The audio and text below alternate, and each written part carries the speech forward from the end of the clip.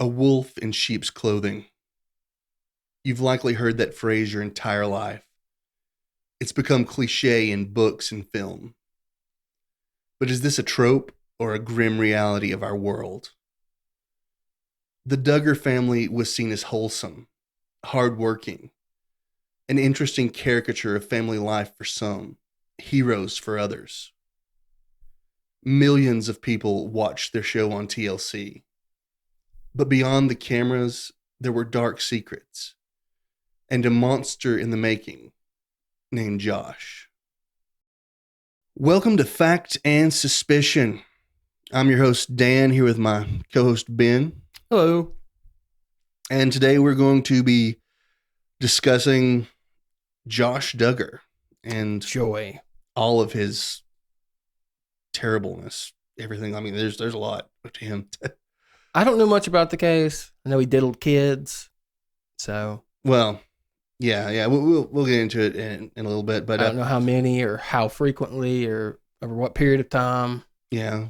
But before we get started with that, though, there is something that I've realized. See, I've been like watching a lot of other podcasts, and listening to, and there's something that we're doing very wrong in our podcasts. What's that? Well, at this point in the podcast, we're not supposed to get right into the subject.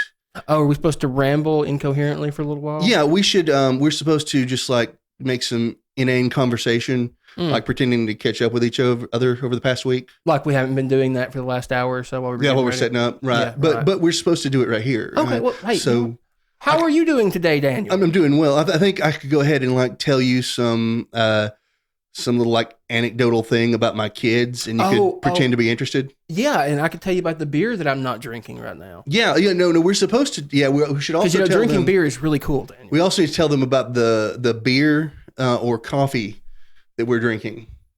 Which, we apologize, folks. I didn't know these things. We're learning as we go. So we need to start covering all that right here. So I'm not really prepared for it today, but maybe going forward. Like, do you guys think, like, what do you, the viewers, like, do you like it when people sort of just like talk about random stuff? No one likes that, Daniel. Well, if you do, like, let us know. Like, put a comment. If you're watching on YouTube, like, put a comment down there and say, hey, I like that, or no, I don't like that, or. I mean, the way we presented it, do they like inane, pointless conversation? I mean, do you want us to sit here and like, me like tell a story about my kids, or do you want us to get right into? There's something weirdly meta about inane conversation about inane conversation. Well, yeah, maybe we've struck on something here. Maybe so. But maybe we should just do the damn podcast, though. How about that? We can do that. All right. Let's start by talking about like just the Duggar family and their fame, because I think it's infamy at this point. Well, at this point, but it was fame there for a while. Now, a lot of people know them from their show, 17 Kids and Counting, which became 18 Kids and Counting, and then 19 Kids and Counting. But they actually changed the name of the show every kid. Mm-hmm. Okay. Yeah, but it started before they actually had a show. They had 4 specials that aired on TLC between 2004 and 2006. I mean, you think a more static name would have been like Lots of Kids. Well, see, they started the special was 14 Children and Pregnant Again. That's weirdly specific. Yeah, well, yeah, it is. But so is 17 Kids and Counting, right? An indeterminate number, large number of children. But they started with the specials, and then in doesn't quite have a ring to it, I don't think. Yeah, but in 2008, they finally started their show, 17 Kids and Counting, and then every time they'd have another kid, they changed the name. And how long did this air? 2015. It was canceled in 2015 because of Josh, obviously. Okay. Yeah, and but they got super famous, and basically the show, like I'm most of you probably know a bit about it. I never watched the show until I was preparing for this episode. I still haven't watched it. It's not exactly the kind of TV I watch, but basically you have the parents, Jim Bob Duggar. There's a Jim Bob Duggar. That's a name of an actual human being. Well, his name is James Robert Duggar, yeah, but he goes by Jim Bob on the show. Everybody calls him Jim Bob. And Michelle is his wife. And they actually had their first child, who was Josh, in 1988. And the reason they decided to have so many children, according to them, is that after they had Josh, Michelle actually went on birth control. However, she actually got pregnant while on the birth control and then had a miscarriage. And they thought that was some sort of sign from God that they shouldn't use the birth control. Like he smited their unborn child? Maybe. Because they used birth control? Yeah. So they decided they should just take as many children as the Lord decided to send them. They know how making kids works, right? Yeah. Yeah. No, I mean, they know. Okay. Yeah. Making sure. And so, yeah, they ended up just having like a lot of kids. They're very religious. They come to be independent Baptist, which, I mean, really with, I don't know if a lot of people know about this, but like around here, like a lot of super religious people, but basically anybody can claim to be like independent Baptist. You can't say like, oh, you're not independent Baptist because there's not really not any assigned doctrine. Yeah, an assigned doctrine. You kind of make your own with that. Now, some people claim that they are part of the Quiverful movement, which basically, you know, is a group of they have lots of children. They're trying to have as many children as they can for the Lord. They say they are not a part of that movement, but I mean, there's not a lot of difference, you know. I mean, if you have a movement about having a lot of kids, I can see where having a lot of kids would confuse the issue. But I mean, and growing up where we did, I can understand how like you have a lot of different denominations that are very similar, but people get really they can get offended if you think they're part of the wrong denomination. Right. So I can understand them saying no, we're not a part of that because they maybe a little bit of their beliefs differ. But maybe some of our Catholic viewers don't understand this, but particularly in the South, Protestants are divided into hundreds of denominations? Oh yeah, easily. With their own separate belief structures, that sort of thing. Mm-hmm. And they are really picky about who's who. Right. Now, they would wear modest clothing. The girls would always wear dresses. They were never supposed to be able to show their thigh. The dresses have to come down below their knees. Did they wear makeup? They will wear makeup. I never saw like the girls as children wear makeup, but Michelle did wear makeup. Okay. Yeah. They did not like some like Church of God and like Free Holiness people around these parts. Yeah, they don't wear makeup at all. Yeah, this is not weird to us. Anything about this so far. So we know plenty of people that are like this. We don't know plenty of kids did. No. We're talking about the rules they follow. Where it does get a little more strict of stuff that we don't see a lot of, or I don't feel like we see a lot around here, is they don't let their children date. They have to practice chaperoned courtships. At what age? I mean, at any age, pretty much. Like they until you get married, you can't be alone with. You have to marry someone that you've never even been on a proper date with? Yes. Yeah. Okay. They whenever they decide to let them start courting until they're married, they can't be alone with them. Do they at least get to pick their spouse? Supposed to, but it really seemed like with Josh and his wife Anna that it was pretty much like an arranged marriage. That's a little creepy. It really is. It really is. Yeah. And like I said, they can never be alone with a girl or a boy. The girls have to keep long hair. Too bad they didn't have that rule for small children too. Yeah. Well, they actually we'll get into it a little bit, but they actually stopped letting their sons and daughters be alone together later after what Josh did, which is, I mean, ridiculous. Like, just because Josh is like that doesn't mean your other kids are going to abuse their siblings or whatever. At any rate, yeah, it's just very conservative, trying to stay clean cut. Like in that first special, the girls all were in these dresses that honestly, they looked homemade. I can't say they were, but when your standards of modesty are to the point where you have to make your daughter's clothing instead of buying it at the store, it's a bit much, I feel like.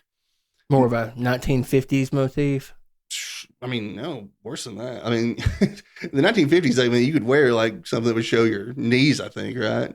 Oh, wow. It's that bad? Yeah, it was just pretty bad. We're talking like dresses that go down to the floor, basically? Oh, yeah. Like the girls mostly wear just like ankle lengths. Sometimes you'd see like their like calves a little bit, but not much. I think Michelle said, I want to say it was in that first special, she said that Their clothing was designed to draw attention to their countenance. Okay, how does that work exactly? I don't know. So there's nothing else to look at but your face, I guess.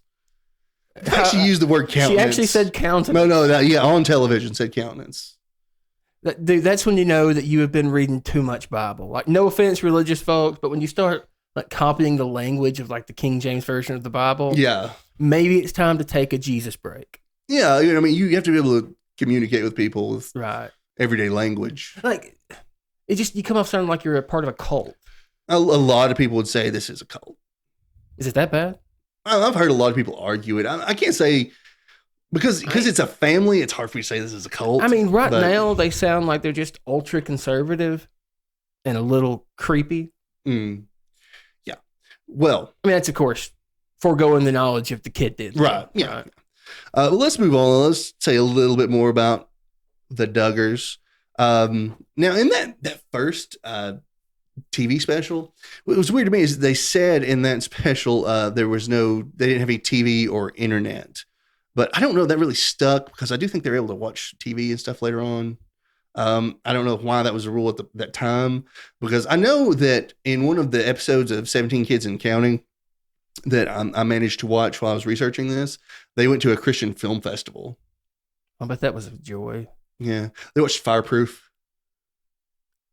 I've never seen that movie, but I did see some of the... That was the one with Kirk Cameron. Kirk Cameron, right? One of the ones with Kirk Cameron. Jim what Bob. Was the show he used to play in that I was just trying to remember? I can't think of it right now. Was it Growing Pains? Growing Pains. Yeah, Growing Pains. Yep, yeah, that's the one. I never watched his sister.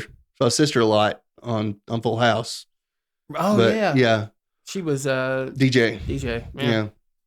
But at any rate, Kirk Cameron, he's in all the Christian movies, not all of them, but the biggest ones. He was in Left Behind, right? Yeah, he was. And Jim Bob actually said in that episode that Fireproof was the best movie ever made. I mean, I haven't, to be fair to old Jim Bob, I haven't seen Fireproof, so I can't give an opinion. But I don't know. Did Jim Bob ever seen The Godfather? Something tells me that a low-budget Christian film is probably not the greatest movie of all time. Like Casablanca. Yeah. Titanic. At any rate, though, yeah, so you can kind of see how they're very conservative, and they're very open about their religion on the show and stuff. Now, Jim Bob was actually a member of the Arkansas State House of Representatives from 1999 to 2003.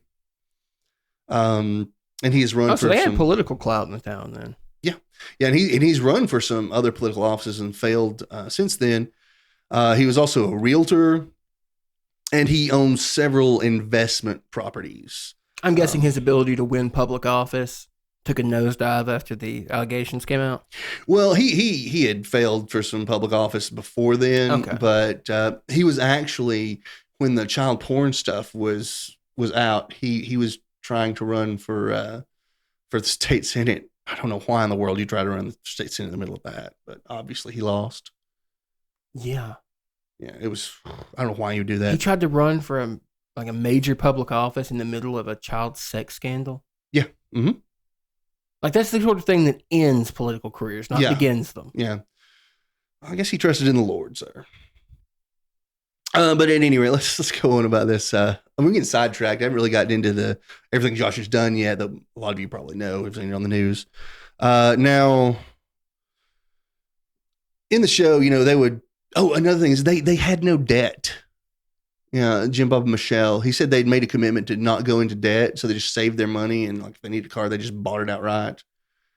Which they seems fiscally responsible. Well, yeah, but they lived very frugally, and you would see that in their day-to-day life in the show, because the show is mostly about how you manage a family of 14, 17 children, whatever, right? I mean, in some ways, I imagine that just being frugal is just a byproduct of their like ultra conservative lifestyle, right? I would say so, but I mean, if you're not allowed to have any fun, it seems like you'd spend less money. Yeah. Well, it showed them take a grocery trip at one point, and they had, I don't know, like 4 or 5 buggies, carts. If you're not from the South, I probably shouldn't say buggy. 4 or 5 carts full of stuff. And they were in, it looked like Aldi. I can't say it was Aldi, but probably Aldi. Just filling these up, right? So like hundreds of dollars worth of groceries. Well, it was about, I think it was $850. I saw them ring up in that one. And that was, you have to think about though, like in this day and age, like that'd be a lot more. Because that was back in 2004. Oh, really? Yeah. I didn't realize the show was that old. Excuse me. I think this was this was the first special I'm talking about where they did that grocery shopping, but that was in 2004, I believe, and they had 5 shopping carts full of stuff, right? $800. But you have to understand, like that these days, I feel like now it'll be over $1,000 easy, probably so, like $1,500. But yeah, they were picking and choosing stuff though, like buying a lot of canned goods.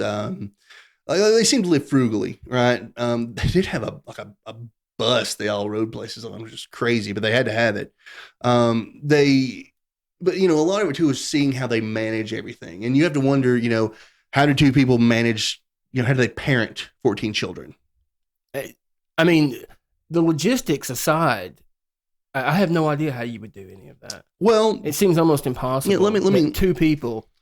Let me take go care into of that it many because children. they detail that. They detail it. And they use a buddy system, which, as far as I can tell, basically means that you don't. Children are taking care of the children. Children are parenting the children. That's what that sounds like. According to the special on TLC, every smaller child has an older child that's a buddy, and they kind of look out for them, everything, make sure they get where they're going, make sure they don't get lost in places. Just anything they need, the buddy takes care of, right? And the parents said that Jim Bob is Michelle's buddy, which means Jim Bob ain't doing crap. You know what I mean? Like, their idea of parenting is basically just delegating it to the older children. They use the term delegating. That's what they do. They delegate. Oh. Michelle said she would be, whenever they have a new baby, she would be its buddy until it was weaned, and then another child would be its. Then whoever's turn it was to get a buddy would take over. But that sounds like a nightmare. Yeah, a nightmare and poor parenting. Right? Like, to me, it seems like poor parenting because you're not that involved. No, I don't know how you parent that many children. Well, you don't have that many children out there. Excuse me. If any of you have large families out there, I don't mean to be offensive, but I feel like, especially the way they're doing it, and it just, sure, you see Jim Bob in the show, like with the kids, but like, it just seems like Jim Bob goes out and works, and Michelle is left with all these kids, and like one woman with, at the time, 14 children gets up to 19 children. What's she going to do? I mean, how could 2 people, particularly in that situation, it's mostly the mother, give that many children the love and support they need? Yeah, it's not possible, right? And Michelle was also like running the homeschooling. These kids didn't go to school; they were homeschooled. Like, some of these things seem really dark in hindsight, knowing where this story's headed. Yeah, no, they really do. Like, in hindsight, it's rough. You've got to think that they were ignoring a lot of stuff, like a lot of signs that they should have seen. I mean, a lot of early childhood development, it just seems like the parents would have to be absent for, just because how many other responsibilities they have. Exactly.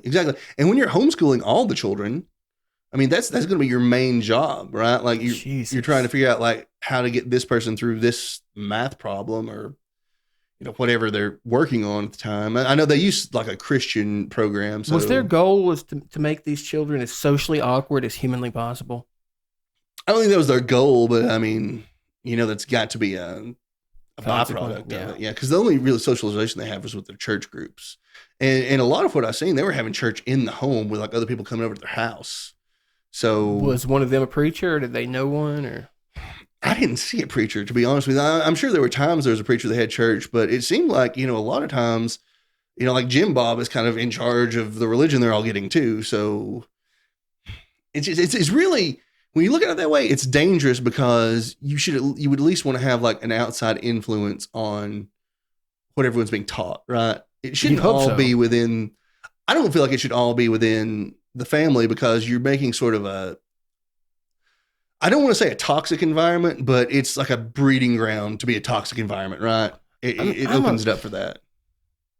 I have a hard time here. I mean, I think public education is obviously a very good thing. Like, the more educated people, the more upward mobility. But at the same time, I hate telling parents what they have to teach their children. No, I'm not saying that. I'm not saying that necessarily just about the schooling, but I mean, when you have the school and church happening in the house, it seems like it's a really closed off environment. Oh yeah, I mean, I think insularity was kind of the point, right? Well, obviously, but it seems dangerous, right? Maybe hindsight's 20/20, right? But yeah, like I said, it all does seem a little dark in hindsight, knowing where the story. And yeah, I mean, if you homeschool your kids, that's great. I'm not saying that's a problem, but I mean, a lot of times weren't even going to a church. They were having church in their home. So I feel like these kids weren't getting out, weren't seeing other people. I mean, sure, they would go out with their parents and go do stuff, but you're still under that umbrella of your parents. Do you really see how, your regular people live? I mean, socialization is one of the primary benefits to young children of public school. Yeah. Like, they're not learning much at that age, right? No, I know. And that's one reason. I mean, you're learning basic social skills, not math or reading. I started a child to pre-K this year, like in the middle of COVID, because I thought like she really needs to get out there because this child was, born during a pandemic, or not born during, but was growing up during a pandemic. Like she hasn't been around that many kids her age. She needs to be. So, we sent her there, and I think that's important, right? But yeah, I mean, that's not the same for everyone. But they're living in this house, which at the start, it's a pretty small house, actually. It only had 2 bathrooms. And 2 bathrooms for that many people? 1 water heater. It wasn't on demand. It was a regular water heater. Oh, holy God. That in itself, that would be insufferable. Is that not child abuse? Like, I mean, there's no way that they could all get a hot shower. 16 people need to shower. I don't even know how they did that. Like, just from a logistics standpoint, I don't know how they managed. I mean, they had a schedule post. I think it's up on the refrigerator or something of like who gets to shower when and stuff. I guess you'd basically have to. What else are you going to do? And the way, I mean, you're running the household, but Michelle's not actually running the household. I mean, she's delegating, but she's not doing laundry or cleaning the house, right? Like, that's every child has a jurisdiction. And that jurisdiction is their jobs. Like, this kid cleans these rooms. This kid cleans these rooms. Must be some pretty small districts of 19 kids in a 2-bathroom house. Right. Well, this kid cleans this bathroom. This kid cleans that bathroom. This kid does the laundry. Right. All the while they have their buddies they're taking care of. Right. So that's way too much responsibility for children. I agree. Do you have any idea like how old you had to be a buddy? Was there like some age requirement here? Exactly. I think it had more to do with what ages they had available at the time. Right. That's not an answer to that question. That's not an answer to the question. So I don't know. I don't think there's an actual number. Like, because I don't know what the exact number is, but at some number it becomes child abuse. It has to be, right? Yeah, we're not talking about leaving one child in the care of another child. Yeah. And that's special too. I don't know what exactly happened, but I know Michelle and Jim Bob went to that grocery trip, right? And she said, I'm going to take the older kids with me to get, I think she said the 8 oldest to go grocery shop. I was like, well, who's watching the little ones? I don't know if somebody came by or what, but that first special, that 14 children pregnant again, that's what she said. Was Jim Bob home with them? No, Jim Bob was shopping. What happened to the children? I don't know. I hope she left one of the older kids home. I don't know. I don't know what they did. Or maybe the babysitter came over. I don't know. They didn't say. That seems like important information to know where the 9 babies are. Well, 6 children are missing. There's 14 children in this one. She said she's going to take the 8 oldest. So he had 6 left. Hopefully somebody came over. I don't know. I don't know. I mean, this was a TLC special. It's not like they give details. It seems like TLC to put some thought into that. Like, maybe people would wonder where the babies went. At the time, I don't think people are questioning everything the Duggars do, right? Like they're not under this microscope at the time like they are now, where everyone, because you saw what happened. This shit is weird independently of whatever Josh did. I am not arguing that. You don't need the hindsight of knowing Josh is a kid diddler to say that this shit is weird. No. And I mean, that's why I wanted to get into this before I really got into all of what Josh Duggar did, because this stuff is strange. And I feel like that should be pointed out. I mean, if this was the environment he grew up with, I mean, Jesus Christ. Yeah. Now, in 2006, this is when this actually starts to come to light. The Duggars are supposed to go on Oprah. And an anonymous source called the show and the Arkansas Child Abuse Hotline. Mispronounce that. And they informed them that Josh Duggar had a past history of child sex abuse. Okay, when they said past history, had this been reported at some point? Like, had there been a police report yet? That's where it gets a little cloudy because sort of. Okay. Now, the producers of the show went ahead and contacted authorities about this as well.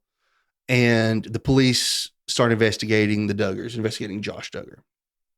Now, here's what turns out had happened. Josh Duggar, between 2002 and 2003, he would have been, 14, 15 at this time. Okay. Had molested 4 of his sisters and 1 babysitter. This was like most of it appeared to be while the girls were asleep. He was, touching them in their genital area and their breasts. And how old was the babysitter? We don't know. The babysitter we do not know about.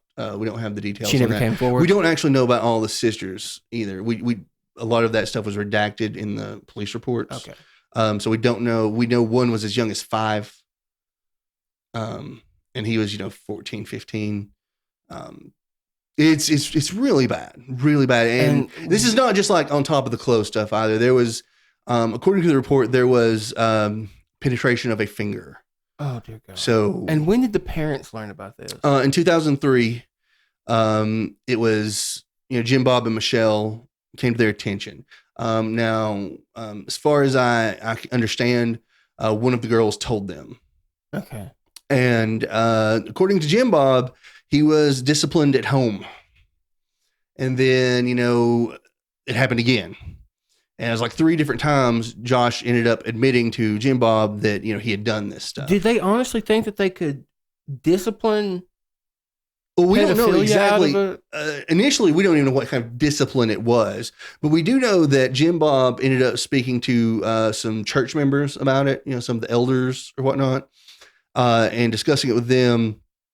And Josh was enrolled in supposed to be a counseling program that included manual labor that was part of the Institute in Basic Life Principles. But I'm guessing this is probably not a very scientifically sound organization. It's very much faith-based. It was started by a man named Bill Gothard, who actually in 2014 was accused of a lot of sexual assault and harassment. Lovely. So good company. Yeah. But no one ever recommended outside professional counseling for this kid? I mean, you're talking to people in church. What do you expect them to recommend? Like, they're not going to, like,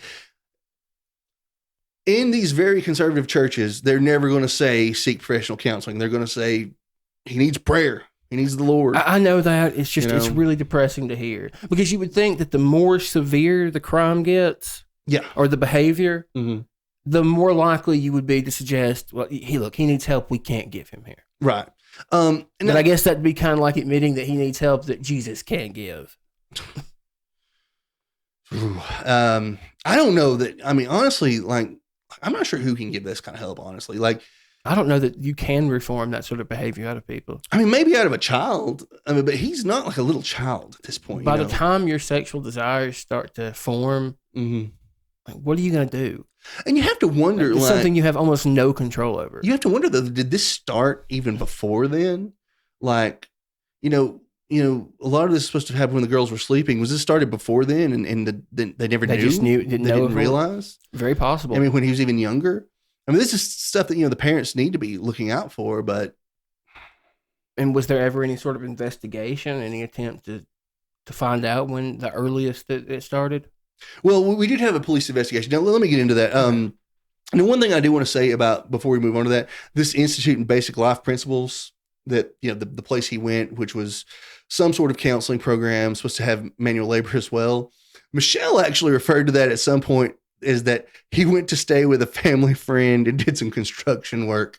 So I like, you have to wonder, like, that's euphemistically putting it. Yeah. Like what exactly kind of program is this? And if you go through some of the literature, for the Institute and Basic Life Principles. It's one of those things where it's like, if a girl gets sexually assaulted, she needs to look at what she was wearing and who she was hanging out with and that kind of thing. So it was just a lot of victim blaming, so you got to wonder what he was getting told there, right?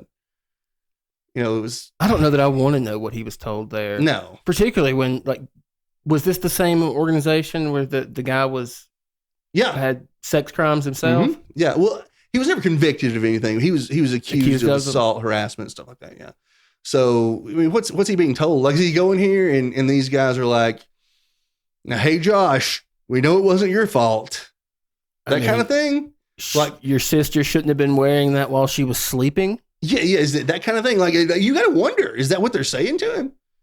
Because, these people do not need to be counseling on that kind of thing.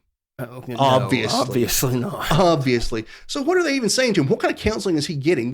He needed some professional help here. And, just Jim Bob. Did they really think that they were going to manually work pedophilic urges out of him?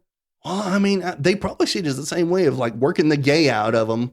I mean, they do the same thing for homosexuality. I know, but who thinks to themselves, oh, well, we found our kid molesting our daughters.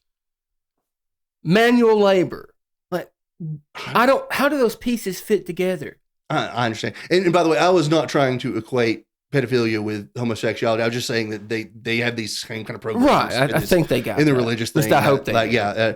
Otherwise, you just got us canceled. But oh, yeah. Well, no, definitely did not mean it that way. It's just it's crazy the kind of programs and what they think that they're doing with prayer and this type of counseling, right? But moving on, so Jim Bob also took him to an Arkansas state trooper to speak with this state trooper, right? Like a scared straight sort of thing? Yeah, exactly. And the guy's name was Officer Joseph Hutchins, who was, Jim Bob referred to him as a family acquaintance.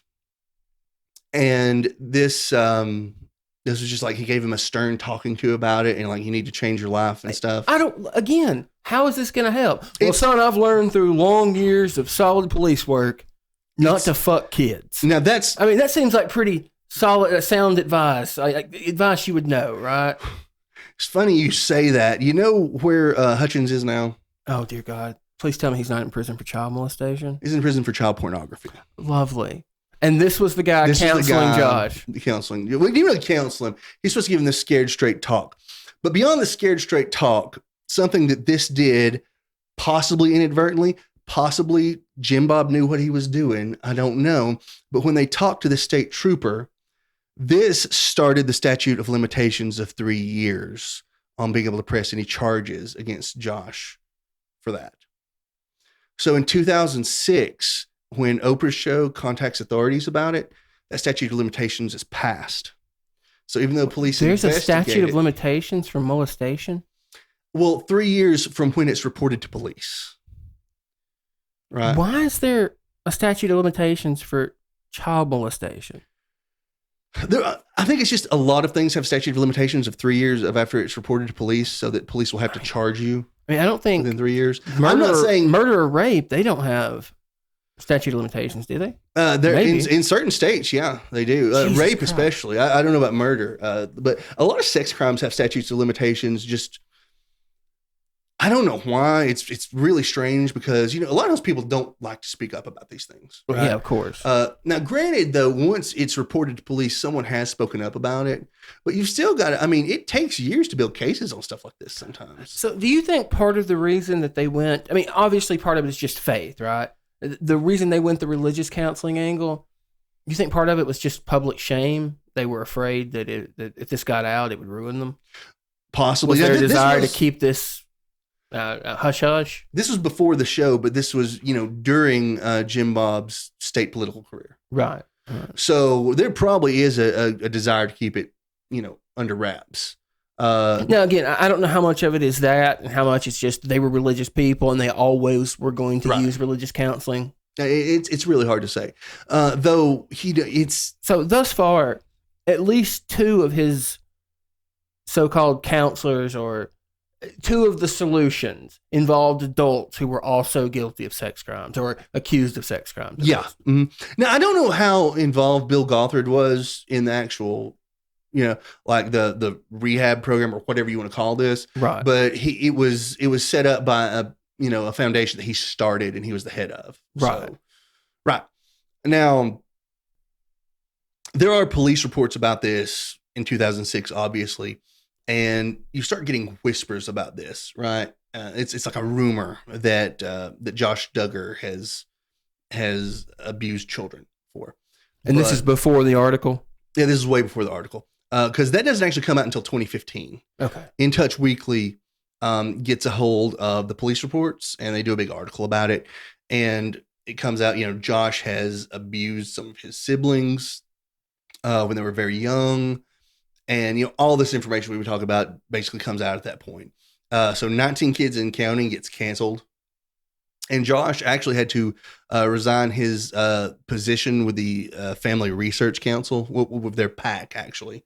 But it was called FRC Action. Because obviously you're not going to be a family figure after you've abused children. And so at that point, Jill and Jessa. There's two of the sisters. These are two of his sisters and two that were confirmed to have been abused by Josh. They actually went and did an interview with Megyn Kelly and defended Josh and said that they felt like what he did wasn't really that bad, that, everybody was calling him a pedophile and stuff like that. And they felt like they could defend him because they were victims. And they felt like all this media attention since the police reports were released was worse than the abuse they went through as children. I mean, were they defending him? They were defending him. Yeah. Did they deny the molestation? No. They did not deny it. They said the molestation happened. Were they just downplaying it then? They were just saying that they did not feel like Josh was, as bad a person as he was being portrayed in the media. Because, this has happened as a child and he went through treatment and then everything was fine after that. That's what they said. So they actually, put themselves out there and defend him. And they said they felt victimized by the police reports in the article. That's what they said. Sounds more like Stockholm syndrome than. Maybe they just felt like they had to defend their brother. Maybe they felt like they had to defend their I don't want to say their brand, but their ability to make money off the show, right? I'm not saying that, right? I'm not. It could have been that. Definitely it could have been anything, right? They had to have known at that point it was over. Like, you don't come back from child molestation, right? Well, tell me they didn't come back from that, right? Josh didn't. Did the rest of the show continue then? They canceled 19 Kids and Counting, but then they started a new sort of spin-off show called Counting On. Initially, it was Jill and Jessa Counting On, and it was supposed to follow their families and sort of like, I guess you could say, the aftermath of this coming out about Josh, the Duggar fallout, like how they dealt with it. But it included more of the family, and it was more about their lives and the children are building families now, stuff like that. And that show goes on, for a long time. Now, later in 2015, though, does everyone remember the big Ashley Madison data breach? I do. So if anyone's not familiar with Ashley Madison, this is a dating website for adults that actually advertises itself as being specifically for extramarital affairs. Seems like a really strange business model. Yeah, it is, but apparently it worked. But some hackers got all of the data and released it of all these customers they had, right? Well, one of their customers was Josh Duggar. And at that point, this he's in the media again. This guy has two Ashley Madison accounts. One of them, he actually paid $250 extra when he started this account. And Ashley Madison gave him a money back guarantee that he'd have an affair in 3 months. A money back guarantee of an affair? Yeah, I don't really know exactly how this website worked. I don't know. I mean, I guess it was about time someone monetized adultery. Whatever. But Josh Duggar's now, that in and of itself, if you don't have any of this other stuff Josh Duggar done, I'd say it would be inconsequential, Like I wouldn't. Yeah, I mean, like I wouldn't give the guy a hard time about it. Like maybe because he's it's a knock on your character, obviously. Well, maybe because he's such a conservative family figure, or he was before. Might be a little hypocritical. That would be it's hypocritical. This is just like building on, right? Showing like where Josh Duggar's going. And at this point, he comes out publicly and admits that, he's cheated on his wife and he's addicted to pornography. Oh, there's some admissions. Yeah. He doesn't mention anything about the whole kid fucking. No, nothing about that. But he admits that he has cheated on his wife and he's addicted to pornography. And at this point, like, it starts to look kind of rough on like Jill and Jessa, who really stuck their necks out for him, right? Like his victims take up for him, and all of a sudden he's like back in the media for doing crap like this again. Did we hear from his wife during this point? Yeah, and she's always stuck by him. She's like, like she stood by him even after the. Oh yeah, she's still standing by him after the child pornography. Mm-hmm. Really? We'll get to that in a little bit, but I mean, does she deny that it happened, or no? But okay, something's not clicking here. Stands by him, but knows that it took place. You have to understand, this is like I get denial. Like it never happened. He's innocent. That I get, but no, sure he fucks kids, but that doesn't make him a bad person. Okay, that's not. I don't think that's exactly what she's saying, but you have to understand there's a few factors in this, right? Actually, let's cover that after we get to his charges. Then can we do that? Maybe we're just too hard on kid fuckers as a society, man. Let's cover Anna's standing by him after we actually get to his. Let's actually get to him. She like a proud NAMBLA member.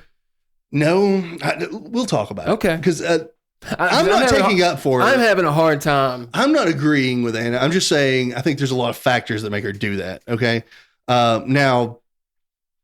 All right. So after that, he checks into a treatment facility known as Reformers Unanimous, which is also faith-based, I guess for like porn addiction or sex addiction, stuff like that. And he gets their treatment about that. And then let's just fast forward on up to 2021. Okay. April 29th, 2021. This is when he gets arrested by the U.S. Marshals for receiving and possessing child pornography. Jesus Christ. Now, do we know how much of it he had? A lot.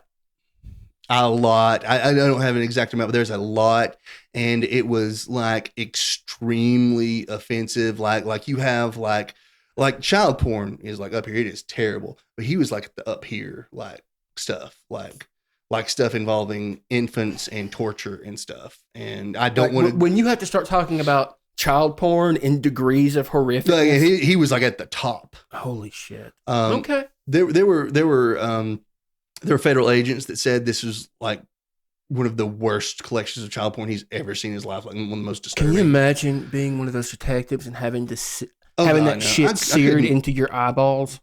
I couldn't do that kind of work. It's hard enough for me to talk about like Josh Duggar doing this stuff. Like I can't imagine having to go through his computer and see what he'd done. But what he had done is there was installed in his computer. There was this program called Covenant Eyes.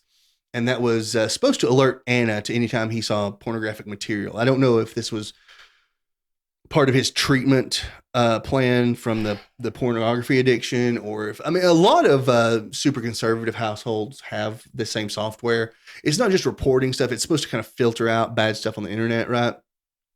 But what he did to get around this is he installed a petition in his hard drive, so that he could run basically half the hard drive off Windows, which is where that was, and the other half of the hard drive would run off of Linux, which had no. So you were saying a partition. Software. A partition, yeah. Okay, I thought you said a petition for a second. A partition. Sorry if I blurred that. A partition, yeah. He partitioned his hard drive. So he was running Linux to do his child porn stuff, so that the Covenant Eyes thing couldn't detect it. Yeah. Now, just because Covenant Eyes was installed, that doesn't necessarily mean that Anna was suspecting this beforehand. Because it could have been any other, because he said he had a pornography addiction, right? So it could have been part of his treatment from the facility he went to. Could conceivably have been adult pornography she was worried about. Conceivably, yeah. Or it could have just been like something they had installed, just to filter out bad parts of the internet, right? Stuff like that. But, obviously he found a way around that and was using Linux and had this enormous collection of terrible. Do we know how he was getting it and from whom? That I do not have that information. I hope they know so they can nail that person too. Yeah. And, then he was convicted in December 9th, 2021, still awaiting sentencing now, supposed to be sentenced April 5th of 2022. But he was found guilty. He was found guilty of receiving and possessing child pornography. How long did it take the jury? I honestly do not know. I don't think it was very long. I mean, the evidence was overwhelming. It was overwhelming evidence. Yeah, there's nothing really to it. I think it was mostly just, deciding, the charges and whatnot, what he's guilty of. I mean, just, they've got to do basic, clerical work in there, saying this charge, that charge. But do we know what the sentence could be, what the range is for this? Very likely it's going to be up to 20 years. It says now what I read is up to 20 years and $250,000 per charge, and he's found guilty of receiving and possessing. But the possession is seen as a lesser crime than receiving. I don't know why. That seems weird. Like the same level of messed up to me, right? But the law makes weird distinctions sometimes, though. So. Yeah, so he'll probably get 20 years, which. I honestly, I don't think and I think this is probably true of most sex crimes. There's really no way to rehabilitate these sorts of people, particularly when it's pedophilic urges. No, like this, for one, like he should never be around a child again. No. Now, when he was released, on bond, it was under condition that he could not be around children. He could be around his own children, but only when his wife is present. But otherwise, he can't be around children. He couldn't live in the house with his wife. Was he registered as a sex offender at this point? I don't think he would have to register until, I think that's part of being convicted. Okay. I don't think you have to actually register until, just for being charged. Right. And probably won't even be until after the sentencing, I assume. I think with sentencing, they actually determine how long you have to be registered, which you'd think it'd be for life, but a lot of people don't register for life. So I really don't know the intricacies of that. I mean, I would prefer if we just took off a lot of the minor shit that we make people go on those lists for and just keep the kid fuckers on it for a lifetime. Yeah. I mean, I would hope he'll be on it for a lifetime. I assume he would be. But then again, this is Josh Duggar. I mean, I understand why the way the system currently is that people would come off the list at some point. Yeah. If you get pulled over by the cops for urinating in public, you can get put on that same list. Yeah. Well, I think this guy, even if he did come off, I mean, this is a famous face, right? So he will be branded as this forever, thankfully. Yeah. Everyone will know to stay away from him. But the problem I find in it is that, is his church going to forgive him again and let him be around kids in the future? Do we know what role the church played other than there was the one program that he went to, right? Yeah. It was church related, right? I'm not going to say that. Do you think his religion had anything to do with covering up? Yeah, with covering up. I don't think they had anything to do with covering it up.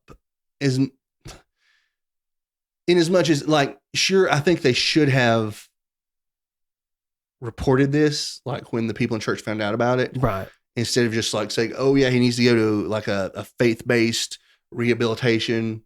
That's a bunch of bull. But, I think these people in the church. It's also what you'd probably expect for a church. Yeah, I think these people in the church maybe thought they were doing something right. Okay. Now, something I've had trouble corroborating, but I've read some reports of, is there's actually someone from the church that reported him to the state and to the Oprah show. Well, good. I mean, it was a crime. I realized they were also trying to get help for him, but it was still a crime. Well, apparently one of the victims, I don't know if it was one of his sisters or the babysitter, I think it was one of his sisters, had written about this on a piece of paper and then left it inside of one of their books. And that book was later loaned out to another member of the church. And that member read it and was like, I've got to report this. She wrote about what Josh was doing to her? Yeah.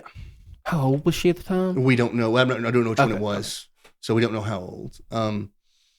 But, thankfully someone reported it, because if that hadn't happened, we would have never found out about this. That was basically the catalyst for the entire thing, wasn't it? Yeah. If the person had not called Oprah and called the state of Arkansas, about that.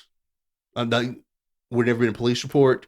There wouldn't have been a police report for In Touch Weekly to report on. So at this point, as famous or infamous as his case has become, do we think all of the victims have come forward now? Or are there others? Like you mentioned a babysitter at one point. Yeah, do we know who that is? Who that is. We don't know who that is. Then how do we know that happened? Well, it was in the police report, but the name was redacted. Oh, okay. I gotcha. Yeah. So, that person, from anything I found, has never come forward. So we don't know. And there could be other victims we just don't know about. Right. Now, and as far as, and like I said, I think the church, sure, they may have inadvertently helped cover it up. I think, I hate to think that they would try to cover something like that up, right? I hate to think that someone, I wouldn't put it past his dad. I mean, I think they can rationalize it in ways that would seem alien to us, but perfectly normal to them, right? Well, again, like when you think about, let's think about his parents, though, right? I can kind of understand them not wanting to call the cops about this. Like, I'm not saying it's right. It's still your kid. But are you going to call the cops on your kid, right? I mean, I think you have to in this circumstance. I think you have to, especially if another child's the victim. Right. I mean, you have to protect your other children. What are you going to do, right? But I would say at the very like least, this was enabling him. Right? And what they were 3 separate occasions where the parents discovered this. He had done this. Well, he admitted it to Jim Bob on 3 different occasions. I don't know if someone else told Jim Bob every time and Jim Bob confronted him, how that worked exactly. But yeah, 3 different occasions. And after that third one, never once went to the police, other than the whole Scared Straight incident. Just the one state trooper guy. Yeah. And that wasn't official police business, right? It wasn't official police business. And here's the crazy thing is that police officer legally, he was by being a police officer is what they call a mandated reporter. I think it is that if someone reports child abuse to you, you legally have to report that to the state. Oh, and right. He didn't? And he didn't. So I feel like that shouldn't have actually started the statute of limitations because that police officer failed to do his duty. It's a fair point. But it was, that was like a loophole. But you've got to understand, you've got this like religion that he's in it seems to be very patriarchal. Yeah, of course. And it's one of those things where I can't say that, they're teaching him out of the Bible that, when a girl gets raped, it's her own fault. But you can't say that doesn't happen a lot in these very conservative. They probably wouldn't put it in those words. No, they wouldn't put it in those words. But ultimately, that is sort of the. Yeah, they'll say something like, well, see what she was wearing? Stuff like that. Or see who she's hanging out with? Yeah. Well, it's that kind of thing that gets taught. And, obviously this gives this kid who already is obviously having terrible thoughts. Something of a green light. Something of a green light, right? I can see that, yeah. And not to mention, like, he's in this position of power over the rest of his siblings because he's the oldest one. And they pretty much just let the kids parent each other, right? Yeah, that worked out well. Yeah. Yeah, like Michelle said later on that they after he got back from his treatment, they stopped letting like a male and female sibling be alone together. They couldn't go off play hide and seek together, and crap like that. What did they think it was contagious? Yeah. I don't know. It's like a brother and sister shouldn't not be able to play hide and seek because one of your kids is a sick fuck. I mean, he's basically a monster in training. Right? Yeah. How old was he at this point? 15 or 16? He was 14 when it started. Between 14 and 15 while it was happening. The reports we have anyway. So he wasn't molesting them while the show was going on, or it was supposed to have been over by that point. Okay. Like we don't have reports of that happening after the show started. So we're not. I'm not saying that the TLC camera crew missed out on some signs. Or right. But definitely, they were still living in this tiny house, right? They still had 2 bathrooms. Okay. I mean, you've got 2 bathrooms and you've got one kid could be molesting your other kids. Jesus. I mean, this kid needs to go stay with an aunt or something or a cousin, where no kids are. He needs to be at an institution. Well, I'm just saying, if you want to handle it like with a religious, just in the family, send him away from your other kids. Preferably don't do that, though, and get professional help. No, I agree. I mean, though, I understand that was probably never on the table for these people. It's just not how they thought, I imagine.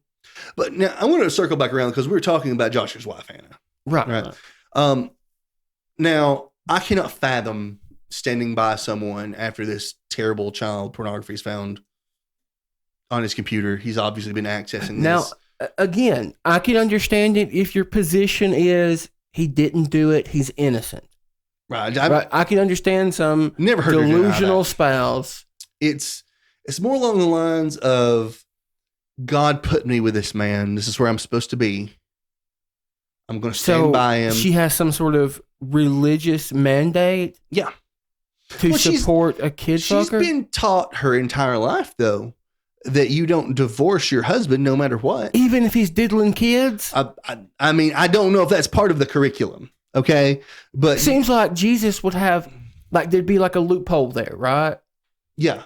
Like, no divorce unless kid diddling. Well, there's another thing that's really backwards too. You got to look at isn't adultery usually a recognizable reason for divorce in even like strict religious households? I think it is if the woman does it. Oh shit, that's right. But not if the man does. You're right. Like in these kind of super conservative, like patriarchal religions. I'm not saying this about everyone's religion. I am not saying this at all. But you have some of these where like the men are basically just immune from any rules in the marriage. Yeah. They can do whatever they want. Yeah, I'd forgotten that was practiced by a lot of places around here. But no, like the wives have to, walk the straight and narrow, right? So she's been trained that she's basically there to serve her husband her whole life. She's basically like given by her parents to Josh Duggar because he's this like Christian superstar at this point, right?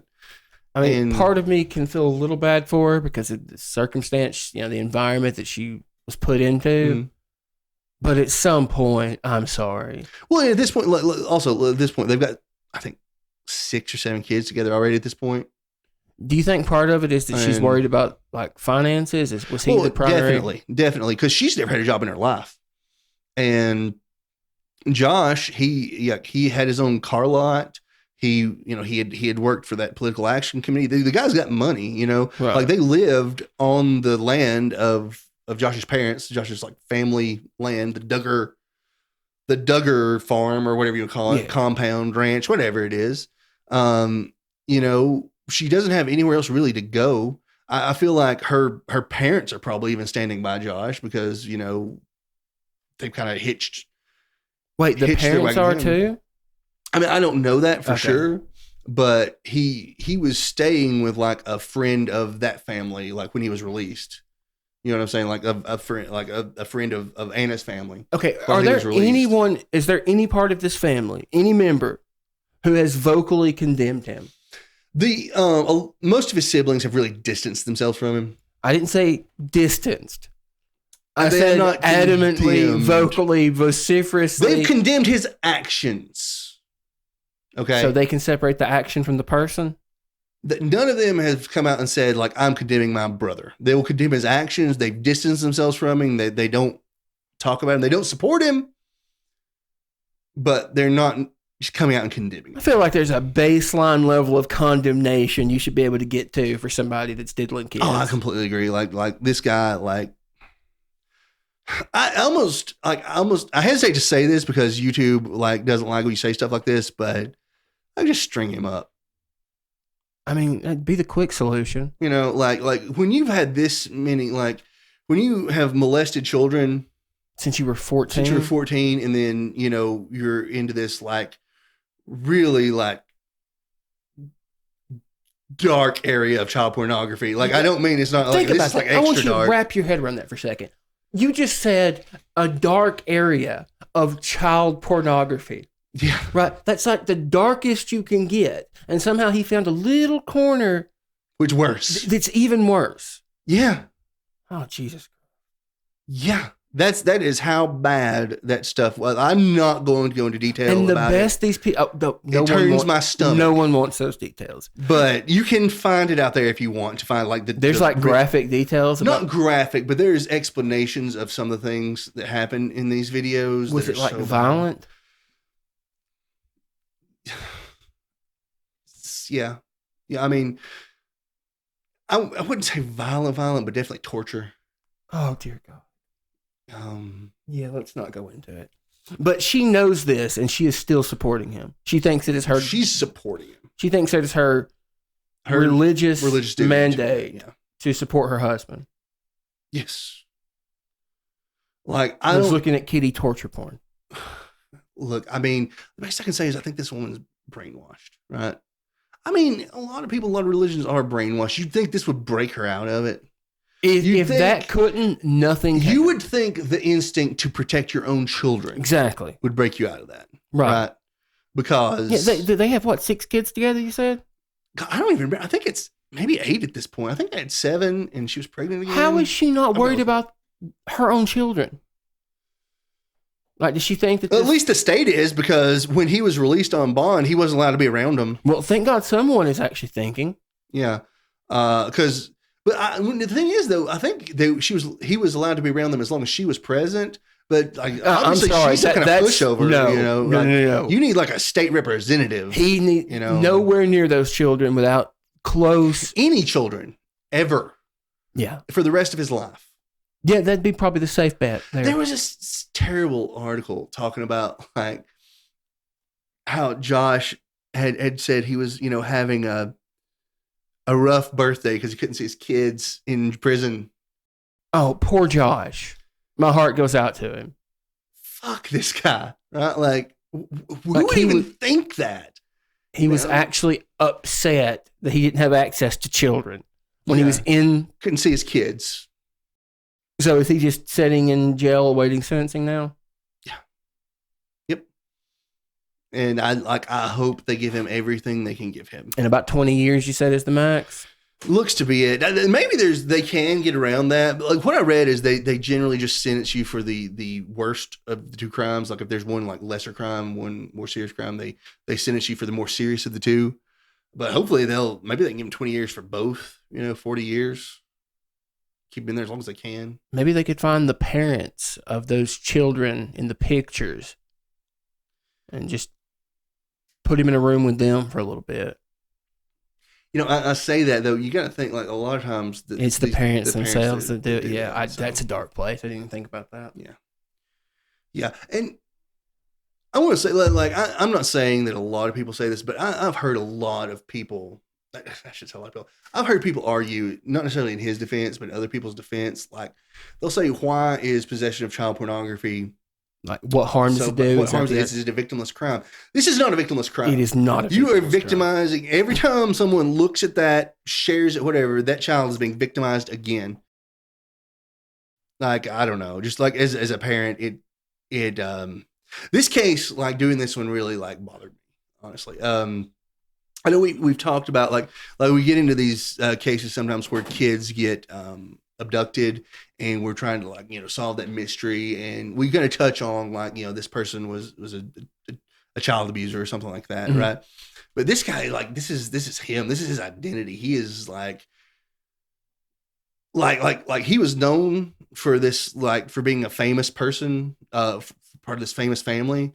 But now you've come to find out this religion, this conservative Christianity, that's never what defined him. His whole life, it's been chasing this crap. Yeah. Obviously it's always been that, because he started this at 14 and how many times has he gone through treatment for something to do with sex? Well, I'm sure it's just an obsession at this point. Right. And obviously with Ashley Madison thing, when he admitted he was addicted to pornography, he just didn't say what kind. He didn't say what kind. This is going on, hadn't been going on way back then. It probably has gone on since then. Since he gained access to a computer and figured out how to get around whatever you know, I mean, I don't say firewall, but like whatever protections they have. Right? How do you even get access to child pornography without getting on like an FBI radar or something? Well, obviously got on something because the marshals arrested him, but who knows? So I'm guessing his, at the very minimum, his reality TV days are over. Oh yeah.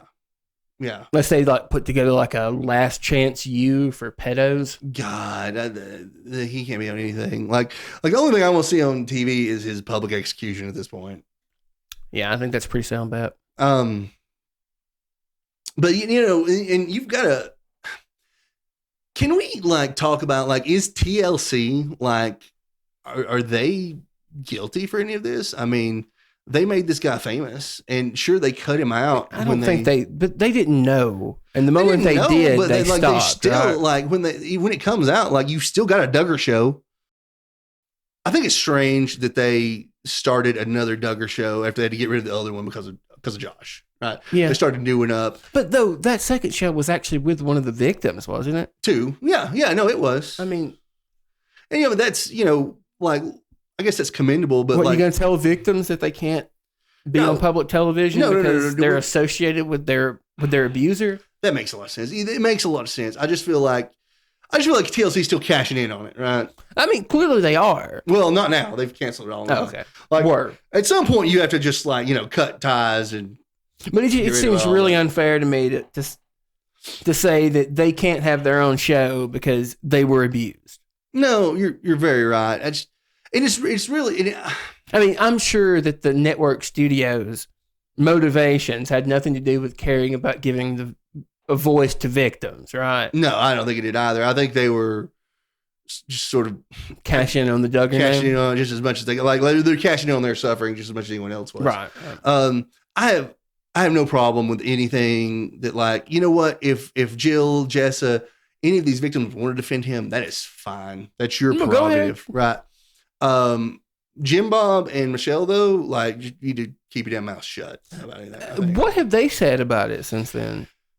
I mean, they've sort of gone quiet more recently, but they were defending him for a long time, like even after the child pornography allegations.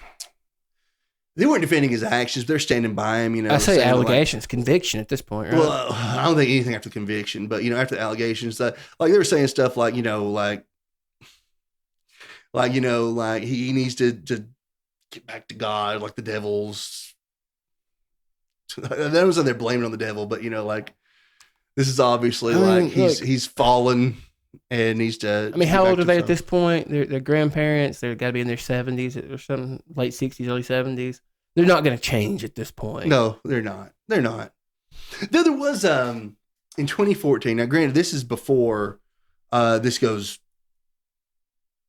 big in the news, right? Right. It had happened after the 2006 police reports, but before the In Touch Weekly ad, there was a robocall that went out in Arkansas that Michelle Duggar did. She recorded it, and this is it's about like transgender rights and equality, and there was a law being passed. One of the bathroom laws? One of the bathroom laws, right. And basically she's just sending out a robocall saying, we can't let these men go into our female protected areas. And I'm not going to get in on one side or the other of that because we don't want to talk about politics here. Yeah, we're going to try to avoid that. But how do you come out and say you're protecting these children from abuse when you're living with an abuser, when you've raised a child abuser? How does that? Oh, this was the mother. I thought we were talking about the wife. No, this is the mother. Okay. This is the mother, right? And she knows what he's done. She knew this at the time of making that. This was 2014. Holy shit! Yeah, the audacity it takes. How does that come out of your mouth? Is little Josh allowed to use the bathroom? I mean, there's an argument that maybe he shouldn't be, but no. And you're talking about these people having a legal right to go into the bathroom and possibly abuse your children. You're not protecting your children. How about instead of worrying about that? This, I mean, you know what? You can comment on political stuff if you want to, Michelle, but when you're getting into child abuse, you need to shut your damn mouth. She seemed to be worried more about hypothetical abusers than the real one in her home. Yeah. that's a new brand of hypocrisy. So, yeah. Those birds are really killing our like dark aesthetic. They are. I don't know if it's picked up on the mic, but we do have some birds outside. Yeah. Like it would look like we're like down in a deep cellar here. And right. all of a sudden we got some birds outside. Really, there's like a bird like 2 feet that way. Yeah. So. And everyone assumes like this is like done in the deep of night, us talking about the stuff with our lighting. No, broad daylight. Yeah. It's the magic of a cheap studio. Oh, yeah. Yeah. Well, I guess that about wraps this up. I can't talk about these people anymore. I'm getting worn out on it. It is some sick, twisted shit. If you would like to give us any feedback or suggest, didn't we say we were gonna wasn't the last thing we said before we started this episode? We were gonna do this in the middle. We were gonna do that in the middle this time. We did not. But again, maybe we can. Yeah, I can edit it anywhere. Can we splice one in? Yeah. If you're hearing this at the end and there was one in the middle, you'll know that we fixed it. Yeah. But like if you enjoyed this episode, if you want to suggest something for us to cover, if you got any feedback for us, if you're on YouTube, you can leave a comment. You could like and subscribe. We'd love that. If you're not on YouTube, you could, we'll definitely still subscribe. You can reach us through email, factandsuspicion@gmail.com. Twitter @andsuspicion. We'd love to hear from you. And we'd love it, if you like our show, tell somebody about it. Especially that last part. Yeah, tell somebody. The best way to help us, if you want to support the show, is just to tell people about it. Yeah. Yeah, we would love that. And anytime we get some feedback from you guys, we love to hear it. We love to know people are listening. We appreciate it. We know we've been on a pretty dark topic this one. Not to say a lot of them aren't dark, but this is probably the worst one we've done. Well, we've had some pretty twisted shit, but maybe. Now this one for me has been the hardest one to cover. So. Anyway, I think that should wrap up the episode. All right. Thank you for listening, for watching, and we will see you hopefully next week. Take care.